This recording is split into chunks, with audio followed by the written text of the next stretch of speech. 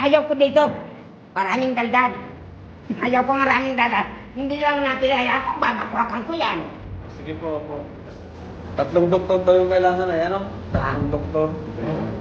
Iba-iba. Iba-iba pala. Iba-iba yung Kung sa isang hospital, marami ako nung kaibigan. Ayos, makakalibre tayo. Sino pong Oo, kaibigan tayo niyo? na. Sino pong kaibigan niyo? Sino kaibigan niyo doon? Anong Ay, pangalan? maraming kaibigan ako doon. Sige. Diyan. Dinala nga sa hospital itong si Lola Damiana ngayong araw kasi nga na-aksidente siya. Ayon sa kanya, nasagasaan daw siya o nabundol ng motorsiklo. Pero ayon sa driver, hindi naman daw niya nasagasaan o nasagi man lang si Lola Damiana. Ayon pa sa mamang driver, nasa harapan niya daw si Lola Damiana at nakahinto yung motorsiklo nito. Bumusi na daw siya kaya nabigla siguro si Lola Damiana o na-nervous kaya nabigla daw siyang natumba. At ayon pa sa driver, baka dala ng gutom ni Lola Damiana kaya bigla siyang natumba daw si Lola Damiana. At nung time na natumba siya, naitukod niya daw yung kamay niya sa lupa kaya nabali yung kamay ni Lola Damiana. Pero ayon pa sa driver, marami ang nakasaksi na hindi niya talaga nasagasaan si Lola Damiana. Gusto niya daw tulungan at dalhin si Lola Damiana sa ospital pero marami nagsasabi sa mga nakakita sa kanya na wag munang buhatin o galawin si Lola Damiana at hintayin na lang ang ambulance na kukuha kay Lola Damiana at dadalhin sa ospital. Kaya sabi naman ng driver na o sige babalikan ko si Lola Damiana, dadalhin ko muna yung module na to sa school. At yun na nga umalis nga itong si mamang driver. Pagbalik na ng mamang driver ay dumaan nga siya doon sa munisipyo para magpa-blatter sa nangyari kay Lola Damiana. Siya pa mismo ang nagpa-blatter doon sa nangyari kay Lola Damiana at dinala nga sa ospital itong si Lola Damiana at pina-x-ray niya nga. At yung driver pa yung nagbayad nga ng pang-x-ray ni Lola Damiana. Kahit na sinasabi nga nitong ni Kalinga Prab na babayaran niya yung ginastos ng driver, pero itinanggi ng mamang driver na tulong niya na lang daw kay Lola Damiana.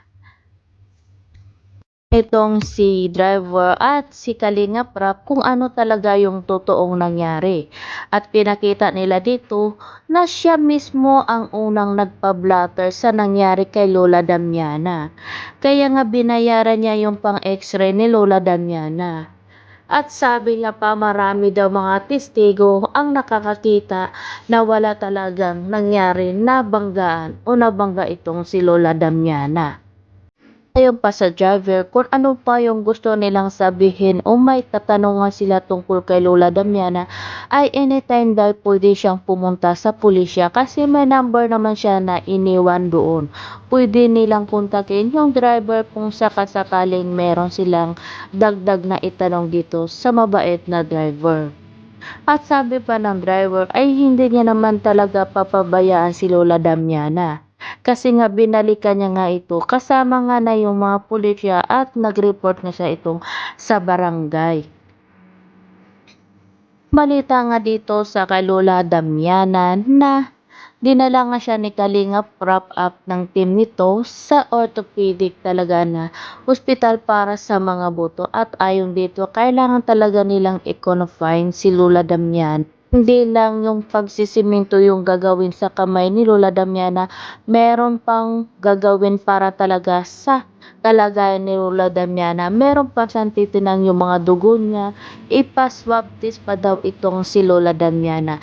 Pero ang problema nila kasi nga nagwawala itong si Lola Damiana. Kaya kailangan nila maghanap ng private room para kay Lola Damiana. Nagwawala itong si Lola Damiana minsan. Hindi katulad ng iba na tahimik lang. Kita niyo naman kahit ganyan na si Lola Damiana, matapang pa rin siya.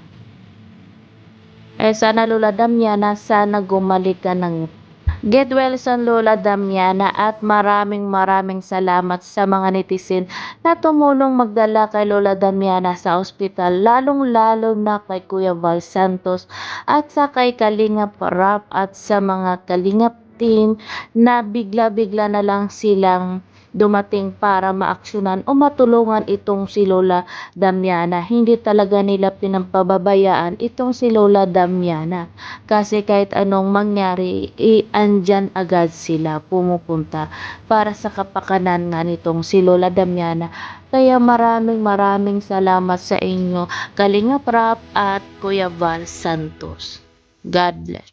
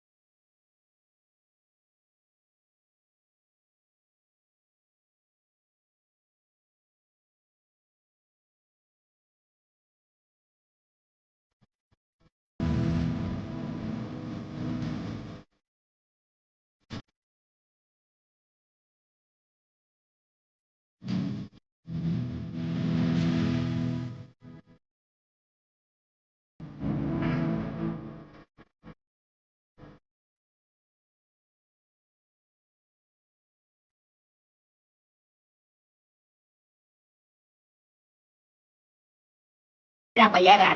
Vivo? Tuh, sentap naman ang kamu. Oo. Oo, tangkap. Crazy. Doktor. Ayun. Ayun, dito ang hospital. Yes.